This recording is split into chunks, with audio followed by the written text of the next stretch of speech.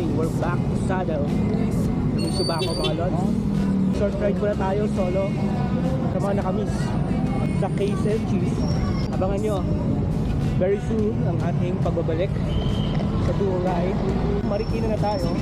Dapat timber tayo today, kaso balik tayo ng gising.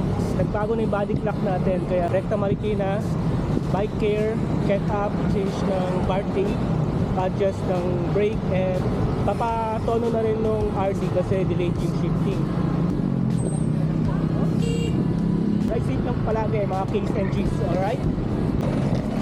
There you go. Welcome to DJ Cycle. Bar tape kaya? Palit. Check muna tayo. Next stop natin, barbershop. Papagupit tayo. Sa mga nakabase ng tour ride with Kel, sabangan nyo ang ating next vlog. Alright, bye for now.